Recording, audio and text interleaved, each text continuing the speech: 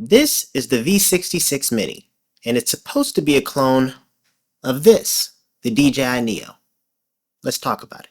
So first things first, this thing is cheap. Very cheap.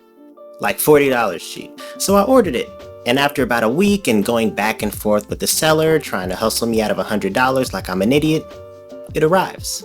What's in the box? So besides the drone you see here, it comes with a remote that takes 3 AAA batteries, a bag of extra propellers, a screwdriver, USB-A to USB-C cable for charging, and this silver thing here that I think is for taking the propellers off to replace them. And we also have a mount you can place on the controller for your phone so you can use it as a screen with the app that we'll talk about later. As for the size, compared to the Neo, it's smaller, not by much though, and the frame is almost identical minus a few things that you've probably noticed by now on the screen. And it kind of looks and feels low quality, but again, it was $40. The bottom of it has landing legs for lack of a better explanation for what these are, and there's no charging port on the drone itself. You need to take the battery out to recharge it. And its propellers are 2-blade instead of 3.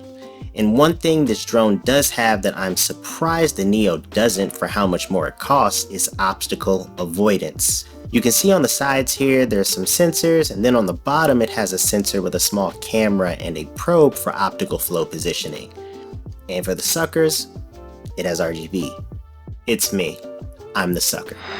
Now, the camera. It's 480p, which automatically has it being snuffed out by the Neo, but we'll play along for the sake of comparison.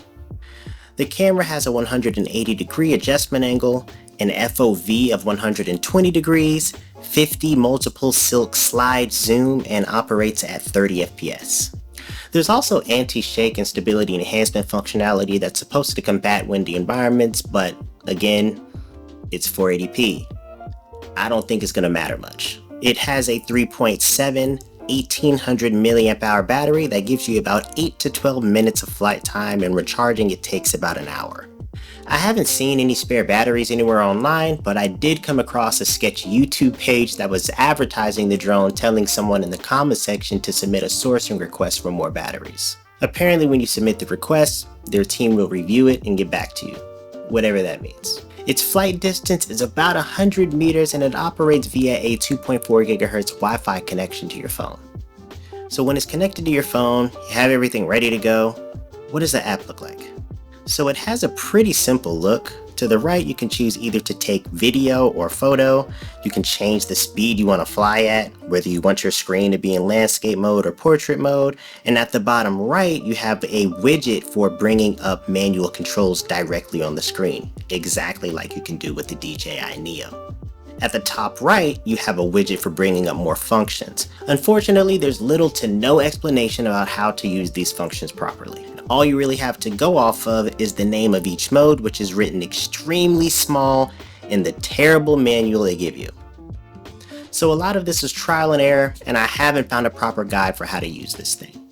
But so you're aware, there's a follow me mode, follow palm, gesture control, flight path configuration, and VR mode. To reiterate, the manual does not explain how to use any of these modes, so you're on your own. To get this thing in the air, you're going to have to bind the controller to it every single time you want to fly. But luckily it's pretty simple. All you have to do is just hold down on the throttle stick and then just push it up, and the drone should stop blinking and it should be solid blue. Then you'll be connected. If you don't want to use a controller, again, you can use your phone, and all you need to do is just power on the drone, connect to the Wi-Fi SSID it provides, then go into the app and select the manual control button. When it comes to flight, it's okay at best, and if there's even the slightest wind, it's terrible. I found myself just holding down the pitch forward stick at times and just not even being able to go anywhere. It was actually just holding position, which it actually does quite well, but beyond that, you didn't really get much from it.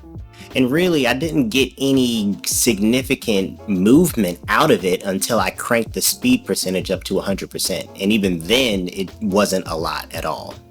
There's also no on-screen warning for low battery percentage. When your battery gets low, the controller is going to start beeping at you, and if you're close to the drone, you're going to see it flashing blue. And if you're only using your phone and not the controller, If you're close to the drone, you'll see it flashing, but other than that, you're not going to see any other warning at all. Now, one thing this drone does do pretty well to my surprise is obstacle avoidance. You activate this by pressing the top button on the left of the controller, and you'll know if it's activated or not because you'll see the drone RGB lights start flashing. You can see in this video here, I'm trying my hardest to run it into this glass case full of Gundams, and it's just not allowing me to do so at all, and it even alarms me when obstacle avoidance is taking place. And I thought that was pretty dope. I didn't have the highest expectations, but it did well, and I can't complain. And it kind of has me looking at DJI sideways, because how can this $40 drone implement pretty good obstacle avoidance, but the Neo is triple the price damn near, and it has no obstacle avoidance? That's just I kind of feel slightly ripped off.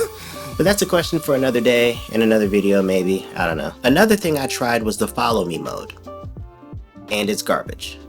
It instructs you to pick the target on screen, and once you do, if you walk off to the side, or even if you walk backwards away from the camera, it doesn't even attempt to follow you. And I sat there for 5 minutes trying to get this thing to work, to no avail. A complete waste of time. I did want to try gesture control, but again, there's no guide for what gestures have the drone complete a certain action, so that was out the window.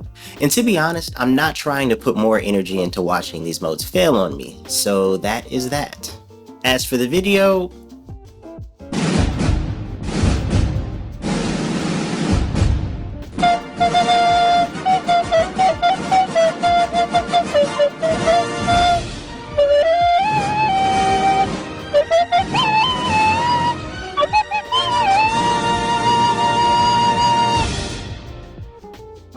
yeah, this is 90s Freaknik quality.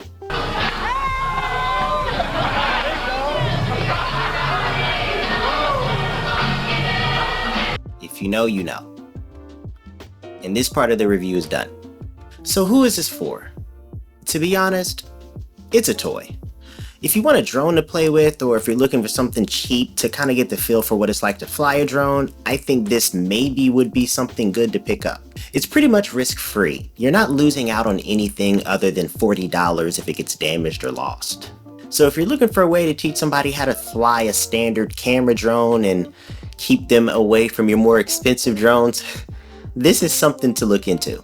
This reminds me of those Walmart kids cameras you can find in the back aisle of the electronics section.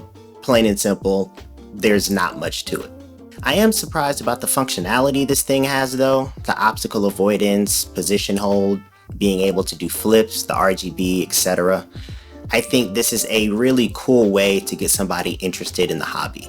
But let me know what you think in the comments. How do you feel about it? Would you pick this up? Is it garbage? I'd love to know your thoughts. Thanks for watching, guys. Like and subscribe. Catch you later.